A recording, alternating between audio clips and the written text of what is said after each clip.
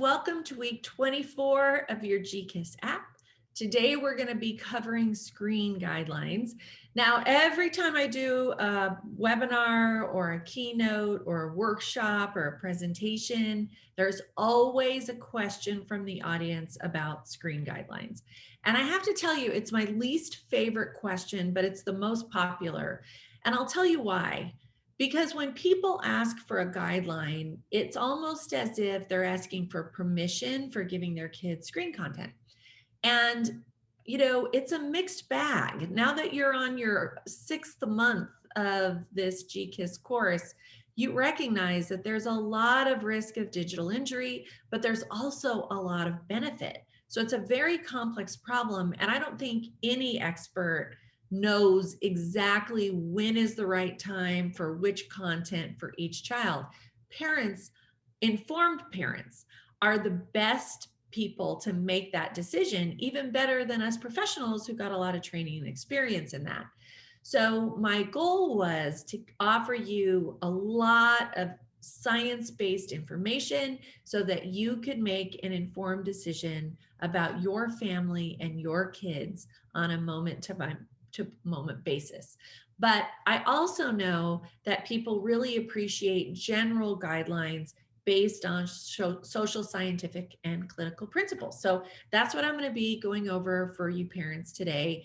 And then with the kids, we're going to be going over cybersecurity, which is pretty complicated. So I'm going to need your help with the younger kids explaining that. But I'm going to do my best to make it super simple and offer you a free download to add to your connected family screen agreement. Okay, so let's get started. Okay, so here we go on our screen guidelines. Now for little kids, anybody under the age of 3, I do not recommend any handheld mobile devices. Cartoons, maybe, if it's educational and very limited. But so far, the social science research says that there's more risk of detriment for kids under 3 than there is of benefit. And mostly because of replacement cost, that time spent in front of a screen replaces time interacting in their 3-dimensional world, which is really good for motor skills and problem solving and relationship building. And like I've mentioned before, the attachment with their caregivers, following along behind, the ankle of an adult and learning as they narrate their day-to-day, moment-by-moment things that they do is the best education and growth stimulant for little kids. But by the time they hit age 3, the research says that there is some benefit for age-appropriate content.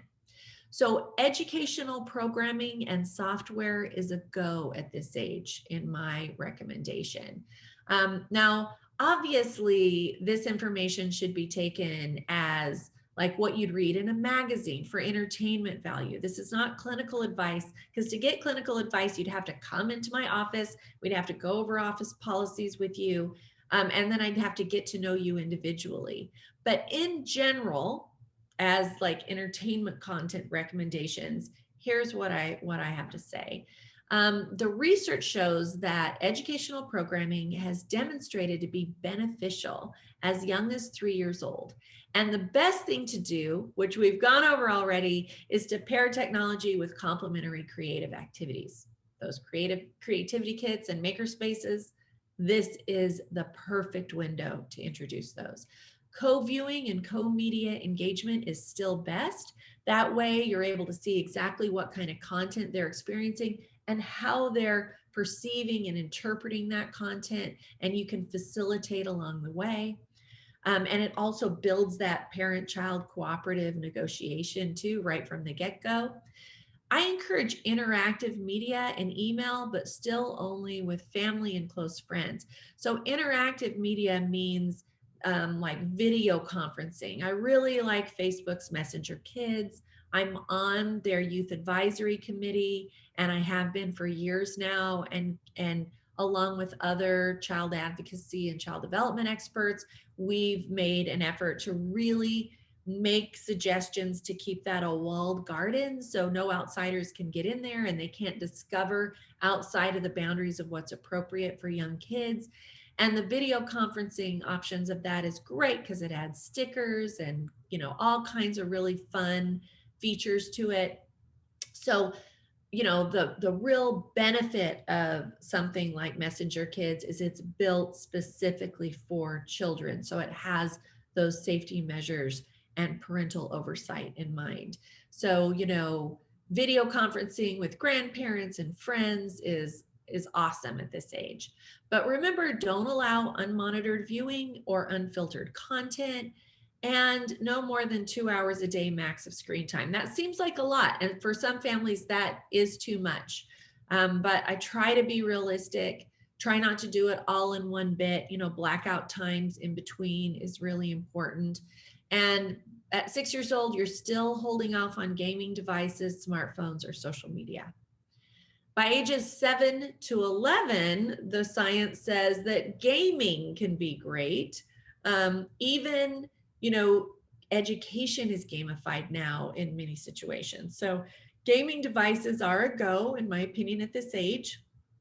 I recommend you don't do it during transitions, like don't introduce something in September when they're starting school or starting a new grade. You know, make sure that it's kind of a pause from other new things going on so that you're there to monitor and help them with the safety measures and everything that's involved. Now, remember though, that just because I say it's a go doesn't mean it's not going to be a problem, because it will. These devices are programmed with manipulative design to keep your kids playing, which means that for many kids, that means meltdowns, too much autonomic over arousal, and a hard time kind of making good choices. So don't expect that it's going to go easily. You're going to have to monitor and facilitate and support them along the way. And they're going to hyper focus and beg for purchases and screen times. So make sure that your parenting strategies that we went over very early in this program are honed and ready. You have those videos in your video bank so you can go back and watch them at any time.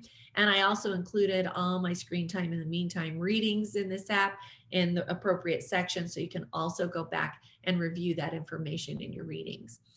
Educate yourself and commit to game ratings and require a probationary period. I'm going to go over that a little bit more when we talk about launch techniques. And remember to enforce those connected family agreement rules. Keep ongoing dialogue, co-engagement, lots of check-ins, and those screen-free meetings are critical for success. So no more than 2 hours on a weekday or 3 hours on weekends of screen time. Hold off on cell phones and social media. And I know I can't say it enough, but this may still be too long for your kids. So use your expert judgment based on the values and culture within your family. By 12 to 17, the horse is out of the barn. This is when social media gets adopted often and smartphones. So texting is a go at this age. Now, this is tricky. You know, they say the average age of adoption of smartphones now is 10 years old. I think that's too young, but I get starting out with a starter product first. I make some recommendations for that in our screen safety toolkit. So I like using a dumb phone, as we call it, that isn't connected to the internet, so they don't have too much browsing freedom and make too many mistakes or get access to inappropriate content or inappropriate people. And then as they build their skills, give them devices that have a little more outreach power.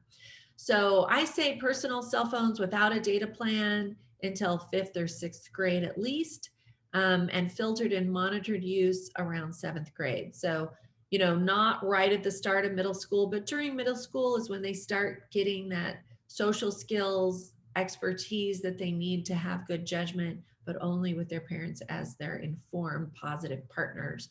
And then by the time they get to be juniors and seniors, like they're going to be going off to college soon. Of course, you're going to watch it to some degree, but I think watching it and monitoring too heavily at that age is an invasion of their privacy. They need to be able to have privacy within their friendships and relationships. and fail while they're still under your roof. That way, when they go to college, it won't be such a shocking change of independence. I see a lot of clients come back from college their freshman year because it was too much of a change. So you really want to introduce a lot of independence before they move away from your home so that they make that transition successfully. Location parameters are critical, of course, to avoid sexting and inappropriate content.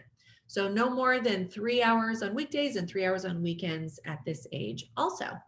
Okay, so I hope that helps. Please feel free to email me your questions at drtracy@drtracybennett.com or join us on our private Facebook page and ask those questions of the other expert parents in the group. So next week, we're going to be going over social media and gaming launch techniques and the persuasive PowerPoint. All right, so thanks for joining me, and stay tuned for our child and family coaching video for week 24. This is Dr. Tracy Bennett, founder of Get Kids Internet Safe.